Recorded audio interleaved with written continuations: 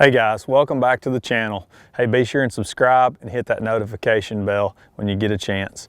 Hey, this week I'm going to talk about something that's pretty important to me, and that's how I have the front of my boat set up. Everybody has them set up different.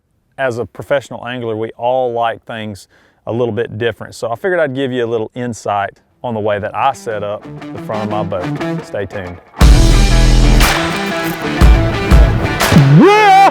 Grass is one of the best ways to fish this bait.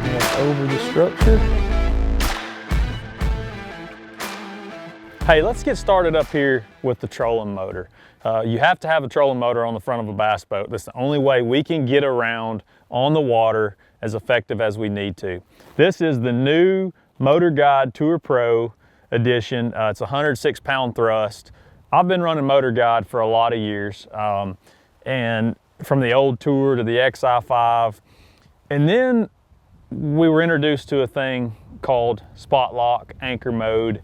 And that kind of changed the way as anglers that we fish, that we set up on places, when you're culling fish. Just there's so many things that go into a trolling motor with anchor mode. And now the guys at Motor Guide have finally come out with the Tour Pro, which in my opinion, it has one of the crispest, if that's a word, crispest, the most crisp anchor modes that there is. It holds really, really tight. The trolling motor has extreme amount of power. It has a metal foot pedal, one of the only ones on the market, or this is the only one on the market that actually has a metal foot pedal. Still has cable steer, and what that allows you to do is it gives you that old school feel of having the cable drive system, but it also has the power assist, so it's really easy to maneuver and operate. To me, I think it's the best one out there. It gives me confidence on the water that I know that it's going to work when I put it in the water, and it's going to hold me where I need to be, and it's going to get me there and back. So to me, I really like this trolling motor. One thing that I did add to it, and I'm going to go through all the things that I put on my trolling motor, but one thing that I did add to it that I think is a really big key to having on your trolling motor, no matter what brand you use, is the TH Marine Troll Tamer. It's a lockdown mechanism that you can see. It just allows you to slide the lever, raise the trolling motor up, and it keeps it locked down when it's in place. It's not going to bounce around, not going to come up in big waves, things like that. So it's a great addition to your motor just for security, and keep it from bouncing around and getting loose is what I call it. So it's a great addition there. And I'm really picky with the way that I run my wiring for my electronics. I run the Garmin Live Scope. I've got the GT56 on the bottom, and the guys at Nitro do a great job of rigging the boat. They put some deflector guards over the wires on the front sides where things are going to be bumping into stuff. You can see them right here.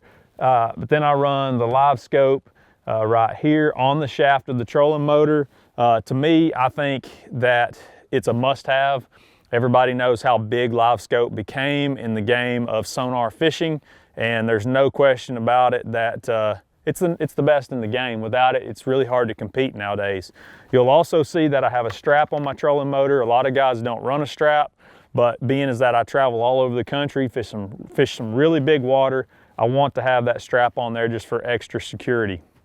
You'll see on my prop, I have the TH Marine prop nut. You just hand tighten it on, and I can show you right here.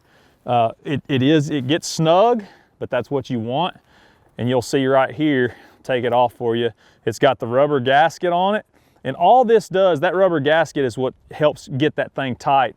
But what this does for me is it helps with the noise. It keeps that hum of that trolling motor at bay. And I think that's really important when you're fishing shallow, or even when you're fishing deep and you're not wanting to spook fish or just change the natural sounds of what's actually going on in the water. I think that's a great addition. They offer them in different colors, and for all the new trolling motors, they make this prop nut for those. So if you come right over here, I'll show you this is the GT56. Again, it's put on there double strapped, zip tied up real clean. To me, I think it's very important to have your stuff neat and clean. because for one, it's going to work better and it's not going to get in the way. Things aren't, wires aren't going to get cut by accident if you do it up clean. You'll see right here, I've got the TH Marine Hydrowave speaker. Everybody asks me about Hydrowave. They're like, is it really worth the investment? And here's the honest answer from me. Everybody has their own answers and own explanations, but for me, I think it's a great added bonus certain times of the year, or if the fish are acting a certain way. If the fish are biting and on a place that I'm fishing, I don't turn it on. But if they're not biting and you want to change the mannerisms of those fish and change the way that they're acting, always turn it on. There's a lot of good patterns, sound patterns and sound files on there. I like the Finesse Feeding Frenzy is a good one also. Finesse is good, and also the Power pattern. So you just have to get one, play with it. There's going to be times you're going to want it, and there's going to be times that you're not going to want to use it, but that's something that you have to explore and figure out for yourself what you like the best. But again, I mount mine right there on top of what I call the bullet of the trolling motor head down here, and on the very top side, it's out of the way. It works well. It does not interfere with the live scope picture at all. So that's another good addition. And you can see right here that I have my Hydrowave mounted. I just have it Velcroed down right here under my graph.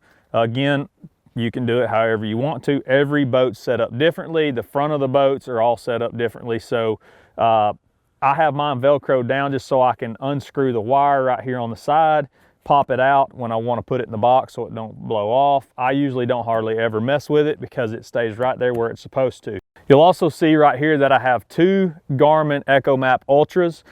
These are 12-inch versions. I like to have two units. A lot of guys are going to either a 12 or a 16-inch up front. I still like having two 12s. For one, I like to have one designated for live scope, and then I have one designated for map and 2D sonar.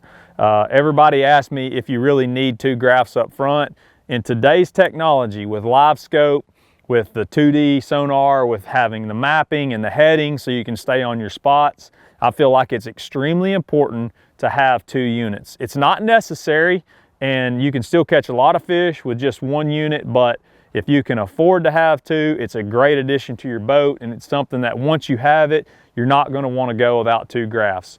So here's how I set mine up.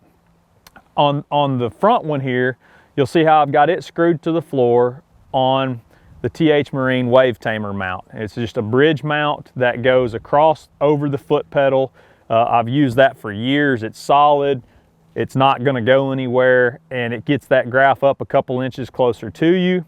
And then I actually make another mount that mounts right to the, whatever you want to call a plaster board or whatever they use as a front panel here from Nitro. And I actually take another piece of this and I cut a couple pieces of it to stack them up and get them kind of level with the other graph so I can look right over the top of it to see my live scope.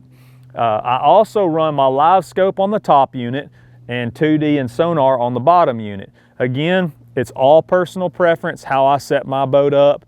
I feel like for me, it's just comfortable. I've done it this way for a few years now. Every boat's different. Every boat has different ways that you can that will allow you to set them up, being as whether it's got a skinnier front deck, a wider front deck.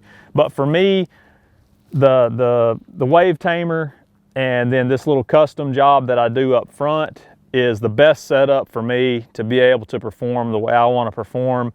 And it's still, I can put this where I want it, so it's away from my trolling motor when I deploy it and set it back up, and I still have room to mount my Hydrowave here underneath it where it's out of sight and out of mind, but you can still get to it easily. Again, the trolling motor foot pedal, Nitro has a really good tray for that built into the boat. I scoop mine far as I can towards the back. I do that for a couple different reasons. One of those reasons is I don't want my foot slipping off, and if I'm wearing sandals or tennis shoes, I don't want my foot slipping off and sliding up under here and getting caught on the graph, knocking a wire loose, things like that. Because we all know when we run more than one graph, our room shrinks up here on the nose of the boat. So I want to make sure that I have it as far back as I can just for setup purposes.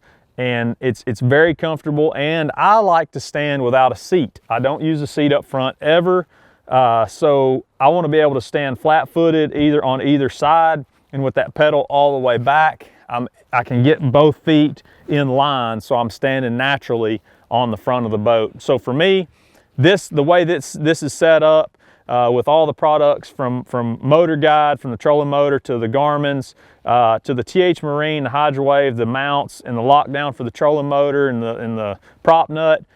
These companies make the best stuff in the game, and being able to organize my boat and have everything set up the way I want it, it makes my job easier, and it makes my job a lot more fun to know that it's going to work the way it's supposed to.